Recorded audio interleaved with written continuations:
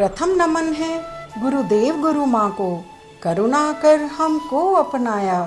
पंचम पुरुषार्थ है कृष्ण प्रेम, इसे जीवन का लक्ष्य बताया। भक्ति रंग में रंगने हेतु गुरुवर भक्तों की कथाएं सुनाते, समर्पण प्रेम की महिमा बताकर कान्हा से अपनापन कराते।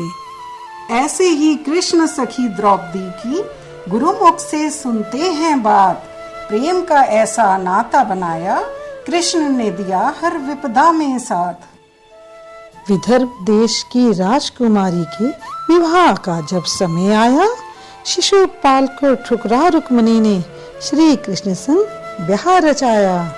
पांडु पुत्र जब राजसूय यज्ञ रचाते हैं, सभी राजाओं के संग शिशुपाल को भी बुलाते हैं। प्रथम पूजा का श्री कृष्ण को जब मिलने लगा सम्मान, शिशुपाल को याद आया विवाह समय जो हुआ था अपमान। कृष्ण से अपना नाता भूल वो द्वेष निभाता है, अपनी ही मृत्यु को वह स्वयं बुलाता है। देने लगा गालियां जी भर श्री कृष्ण को वो भारी, ऐसा अनोखा दृश्य देख सन्न रह गई सभा सारी। भीम व अर्जुन उद्यत हो गए शिशुपाल के वध को, किंतु गोविंद मुस्काए और रोक दिया फिर उनको।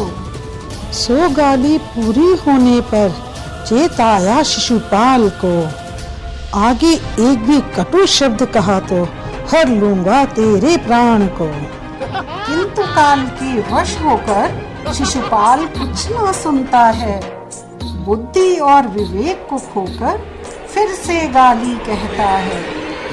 101वीं गाली पर प्रभु सुदर्शन चक्र चलाते हैं, पल भर में ही शिशुपाल का शीश घर से अलग कर डालते हैं। पर चक्र से कट गई उंगली प्रभु की, बही रक्त की धार, कष्ट देख श्री कृष्ण का द्रौपदी को दुख हुआ अपार। तुरंत ही करने को मोहन की उंगली का उपचार, पट्टी बांधी सखा की द्रौपदी ने लिया साड़ी का पल्लू फाड़। आइए देखें त्रिलोकी कैसे प्रेम में बंध जाते हैं, भक्त जो माने संबंध तो प्रभु खूब निभाते हैं।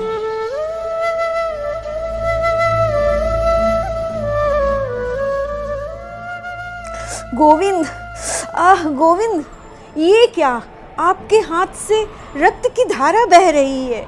सखी, इतनी चिंतित क्यों हो रही हो?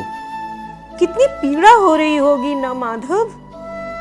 तो क्या हुआ कृष्णे, तुम तो व्यर्थ ही घबरा रही हो। आप इतनी पीड़ा में भी ऐसे कैसे मुस्कुरा लेते हैं गोविंद। मेरे तो प्राण ही मुंह को आ गए और इन्हें इस वक्त भी ठिठोली सूझ रही है। सखी, तुमने ये क्या किया? अपनी नई साड़ी का पल्लू फाड़कर मेरी उंगली में बांध दिया। हे गोविंद, यदि आपके काम आए तो मैं तो अपनी नसों को काढ़ कर आपके चरणों में लगा दूं। ये तो सिर्फ साधारण धागे हैं, साधारण धागे। कृष्णे, तेरे चीर के एक एक धागे का आज मैं ऋणी हो गया। समय आने पर चीर के एक एक तंतु का ऐसा भुगतान करूंगा कि संसार उसे माप नहीं सकेगा। ओहो गोविंद, तुम और तुम्हारी रहस्यमयी बातें मेरी तो समझ ही नहीं आती। सखी, कुछ बातें भविष्य पर ही छोड़ दो। समय आने पर समस्त संसार इस रहस्य को जान जाएगा। राजसूय यज्ञ संपन्न हुआ श्री कृष्ण की सहायता से, चारों ओर छाया अमन और लोग आज्ञाकारी थे। कृष्ण जैसा सखा और 5 पुत्रों का उपहार, द्रौपदी संग पांडव राज्य चलाते, धन वैभव था अपार। ईर्ष्या से भर उठा दुर्योधन, देख के वैभव पांडवों का भूल न पाता था वो अपमान जो इंद्रप्रस्थ में हुआ था उसका। प्रतिशोध लेने को दुर्योधन ने बना लिया था मन, द्यूत क्रीड़ा का युधिष्ठिर को भिजवा दिया निमंत्रण। धर्म प्रिय युधिष्ठिर को अधर्म की बातों में फुसलाता है, हाथी घोड़े धन और वैभव सब कुछ उनसे दांव पर लगवाता है। धन गंवाया वैभव गंवाया, भाइयों संग बने दुर्योधन के दास, कुछ भी ना बचा शेष, केवल पांचाली थी उनके पास। उत्तेजित हो वो द्रौपदी को भी दांव पर लगाते हैं, शकुनी के कपट से कौरव पांचाली को जीत जाते हैं। सन्नाटा था छाया सभा में, शून्य हो गए सब नर नारी, कुल मर्यादा त्याग कर कपटी दुर्योधन हुआ अत्याचारी।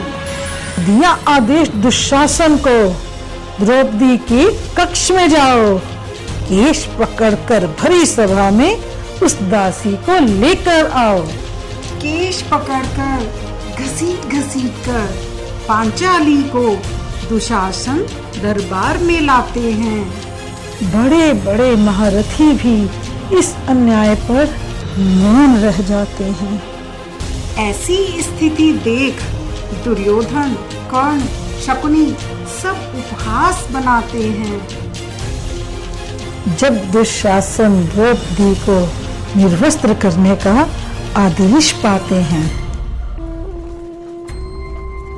पहुंच सभा में द्रौपदी ने प्रश्न किया एक एक को, धर्मराज हारे पहले किसको, अपने को या मुझको। 5 पति सभी महारथी जब अनर्थ को रोक न पाते हैं, तो आइए देखें कैसे भगवान द्रौपदी की लाज बचाते हैं। पट्टी के एक एक धागे का कैसे ऋण चुकाते हैं, एक पुकार में भगवान कैसे खींचे चले आते हैं। द्रौपदी, क्या तुम नहीं जानती, हमने तुम्हें द्यूत में जीत लिया है। अब तुम हमारी दासी हो दासी। कितनी बार तुम्हें सभा में बुलाया गया और तुम्हारा इतना दुस्साहस, तुमने भ्राताश्री की आज्ञा का उल्लंघन किया। दुशासन, मेरा अपमान करने का दुस्साहस मत करो। अरे, एक दासी का मान क्या और अपमान ही क्या। ठहर जाइए राजकुमार, ऐसी धृष्टता का परिणाम अति घातक होगा। इस प्रकार दुशासन केश पकड़कर द्रौपदी का अपमान करते हुए दरबार में ले आते हैं। लीजिए भ्राताश्री, आखिर मैं द्रौपदी को इस दरबार में ले आया हूँ।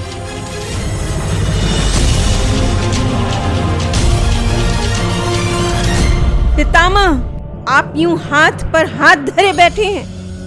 क्या आप इस मूर्ख दुशासन को ये अधर्म करने से रोक नहीं सकते? पितामह, आप यूं नजरें झुकाए बैठे हैं। आप तो धर्म के ज्ञाता हैं। मेरे प्रश्न का उत्तर दीजिए कि जो स्वयं को हार गया हो, उसके बाद धर्म के अनुसार क्या वह किसी और को दांव पर लगा सकता है? और अब मेरा क्या कर्तव्य है? बताइए, मेरे प्रश्नों के उत्तर दीजिए पितामह। आप तो धनुर्विद्या के गुरु हैं द्रोणाचार्य। आपके तुणीर के बाण तो शिकार की आंख को निशाना बनाते हैं आचार्य। तो फिर इस समय कहाँ है आपका वह धनुष और बाण, जो पल भर में ही विध्वंस करने की शक्ति रखते हैं? कहाँ हैं आपके तुणीर के बाण आचार्य? बोलिए आचार्य, बोलिए। क्या आप भी धर्म और अधर्म में भेद करने में असमर्थ हैं आचार्य? बंद करो ये मिथ्या भाषण द्रौपदी, अब इन बातों का कोई औचित्य नहीं है। मैं सभा में उपस्थित सभी सदस्यों से पूछती हूँ कि मेरे प्रश्नों का उत्तर क्या किसी के पास नहीं? आपको किस विवशता ने बांधा है जो आप सब मौन हैं?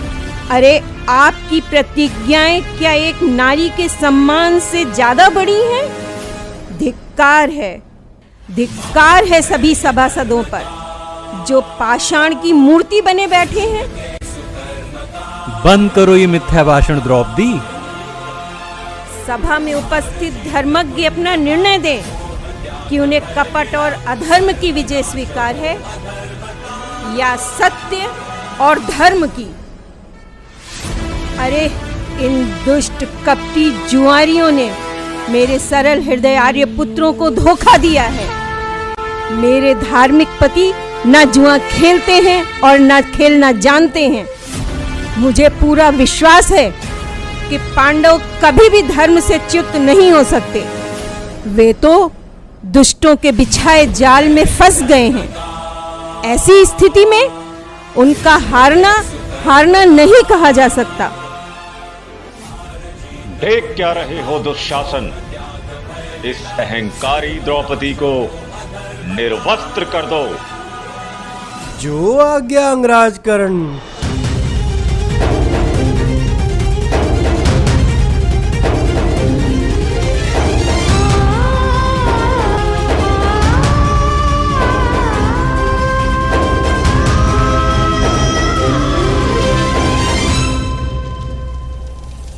हे नाथ, आप इस तरह मौन क्यों हैं? आप द्रौपदी की लाज बचाने में इतना विलंब क्यों कर रहे हैं प्रभु?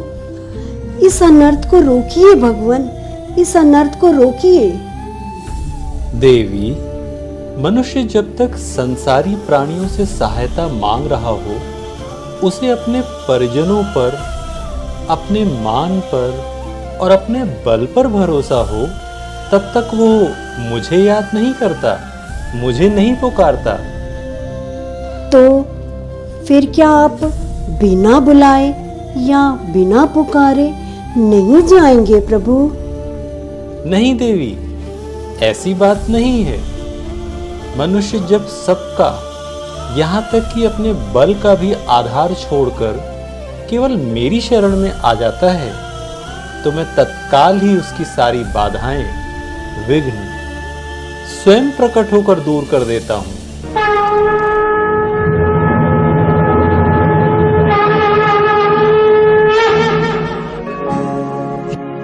मेरा रक्षण अब आप लोग नहीं कर पाएंगे। अगर मेरा रक्षण होना होगा तो स्वयं भगवान ही करेंगे। उसने भगवान को पुकारा। उसने कहा, अशरण शरण, हे दीन बंधु, हे दीन दयाल, हे केशव, हे माधव, हे प्राणनाथ, हे गोविंद, हे गोपाल, हे मेरे नाथ, हे मेरे नाथ। मैं अपना अपमान के समुद्र में डूबी जा रही हूँ। ये कौरव मेरा अपमान कर रहे हैं। इन पापियों से आप मुझे बचाइए, मेरी रक्षा करिए, मेरी रक्षा करिए। मैं आपकी शरण में हूँ, मैं आपकी शरण में हूँ। ऐसा कहकर द्रौपदी ने जो साड़ी दांत से पकड़ रखी थी वह भी छोड़ दी और दोनों हाथ जोड़कर भगवान की शरण में चली गई। हे गोविंद, हे गोविंद, हे गोविंद, हे गोविंद। यदा यदा हि धर्मस्य ग्लानिर्भवति भारत अभ्युत्थानम् अधर्मस्य तदात्मानं सृजाम्यहम् परित्राणाय साधूनां विनाशाय च दुष्कृतां धर्म धर्म संस्थापनार्थाय संभवामि युगे युगे।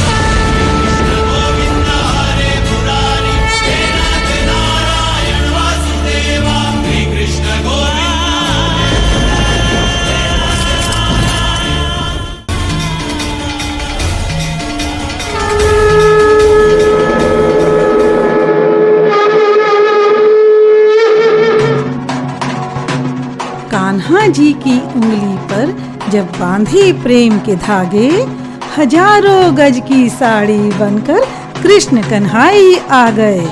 सरकार भगवान की जय। हमने देखा कैसे भगवान ऋण चुकाते हैं, अपने भक्तों की लाज बचाने प्रभु दौड़े आते हैं। द्रौपदी ने माना जो नाता प्रभु, उसे खूब निभाते हैं। हर कदम पर, हर स्थिति पर उसके कष्टों को हरते जाते हैं। वन वन भटक रहे जब पांडव, धन धान्य से थे लाचार। सूर्य देव ने कृपा कर अक्षय पात्र का दिया उपहार। इस पात्र की विशेषता थी, जितना भोजन पाना चाहे पांडव पाते जाते थे। परंतु पांचाली के पाने के बाद उस दिन और न कुछ ले पाते थे। इस रहस्य को जानते हुए दुर्योधन ने एक षड्यंत्र रचा। दुर्वासा ऋषि को भोजन हेतु पांडवों के पास था भेजा। अब देखें कैसे ऋषि श्राप से प्रभु पांडवों को बचाते हैं, जब दुर्योधन एक और चाल का पांडवों को शिकार बनाते हैं।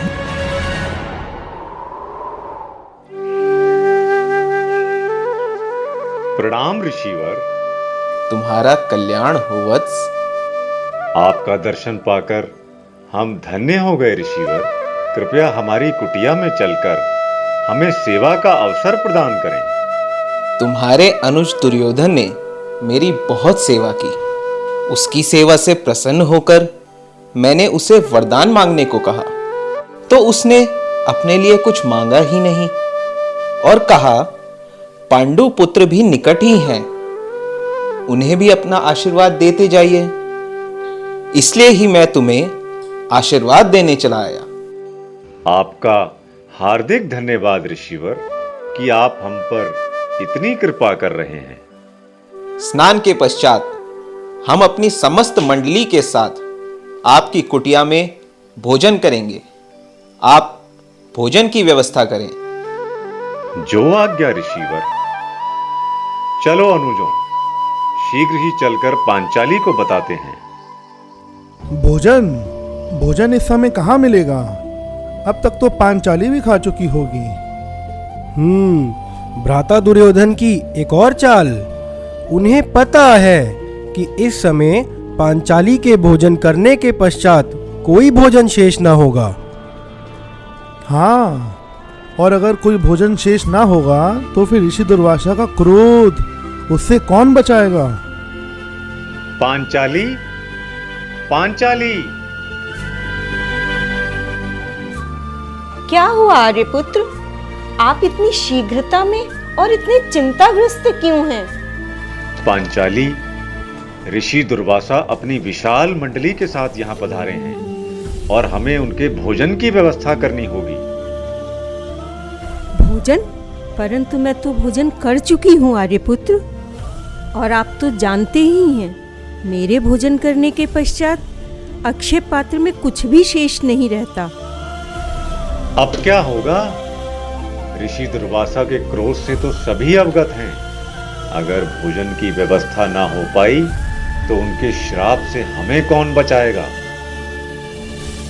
किसे पता था ऐसा दिन भी आएगा कि इंद्रप्रस्थ के सम्राट को अतिथियों के भोजन के लिए भी सोचना पड़ेगा। उनको इतनी चिंता होगी। हे गोविंद, हे माधव, आपने ही चीर बढ़ाकर मेरी लाज बचाई थी, और अब आपको ही ऋषि के श्राप से हमारी रक्षा करनी होगी। गोविंद, आपने हर विकट घड़ी में हमें संभाला है गोविंद। हे गोविंद, हे माधव। सखी, इतना व्यग्र होकर क्यों पुकार रही हो मुझे? मैं तो तुम्हारे समीप ही हूं। कृष्ण, माधव। हाँ कृष्णा, तुमने पुकारा और मैं आ गया। तुम आ गए कृष्ण? कैसे नहीं आता द्रौपदी, तुम्हारी पुकार ने मुझे विचलित जो कर दिया। बात ही व्यथित कर देने वाली है वंशीधर। तुम जानते हो, ऋषि दुर्वासा अपनी विशाल शिष्य मंडली के साथ गंगा स्नान करने गए हैं। वे आते ही होंगे। उनके आने तक भोजन की व्यवस्था कैसे होगी गोविंद? कुटी में अन्न का एक दाना भी नहीं। ये सब बातें छोड़ो सखी, मैं बहुत थका हुआ हूं, मुझे भूख भी लगी है। गोविंद, हम यहाँ विपदा में हैं और आपको इस समय भी ठिठोली सूझ रही है। ठिठोली नहीं कर रहा, मुझे वास्तव में भूख लगी है सखी। जरा अपना अक्षय पात्र तो लाओ। केशव, मैं तो भोजन कर चुकी हूँ। ऐसे में अक्षय पात्र से अभी भोजन प्राप्त नहीं हो सकेगा। अरे, अक्षय पात्र ले करके तो आओ, शायद मेरे लिए अभी भी उसमें कुछ शेष हो। ओम सूर्याय नमः। ये लीजिए गोविंद। अरे देखो तो, इसमें अन्न का एक दाना अभी भी शेष है, और ये मेरे लिए पर्याप्त है। पर्याप्त है तो ठीक है गोविंद। अन्न के एक भाग से आप अपनी भूख शांत कीजिए, और शेष आधे भाग से अपने समस्त संसार की क्षुधा शांत कीजिए गोविंद। ये तो बहुत है कृष्णे।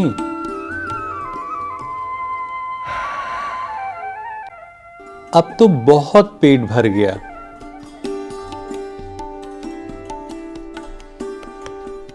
हमने देखा अन्न के केवल एक दाने से जब तीनों लोकों के स्वामी की क्षुधा शांत हो गई, तो संसार में भला कोई कैसे भूखा रह सकता है।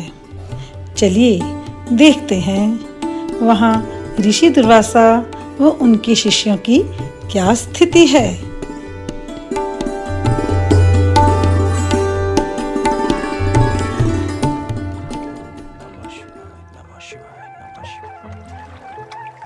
शिष्यों, बहुत समय हो गया है स्नान करते हुए। चलो अब चलते हैं।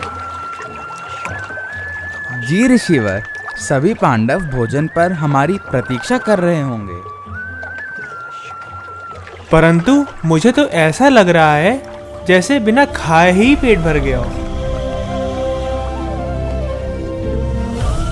हाँ ऋषिवर, मुझे भी ऐसा आभास हो रहा है कि कुछ भी और खाया तो वमन हो जाएगा। हाँ, तुम सब सही कह रहे हो। मुझे भी तृप्ति का आभास हो रहा है। परंतु पांडवों ने तो भोजन का सारा प्रबंध कर लिया होगा। अब उन्हें क्या उत्तर देंगे? पांडव तो पहले ही विपदा में हैं। हमारे लिए भोजन की व्यवस्था करने में उनको कितना कष्ट होगा। हम शीघ्र ही यह स्थान छोड़ देते हैं।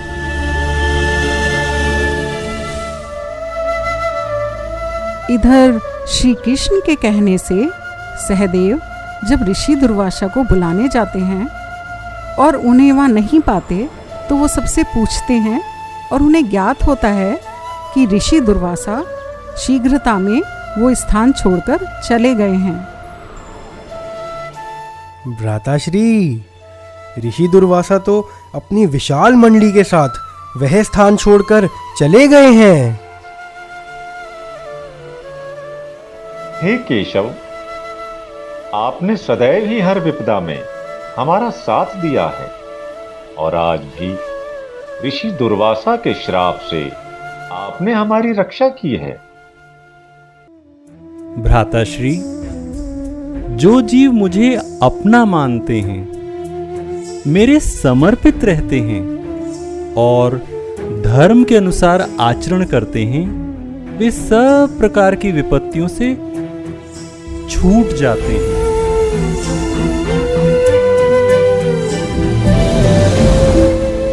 बोले सच्चिदानंद भगवान की जय।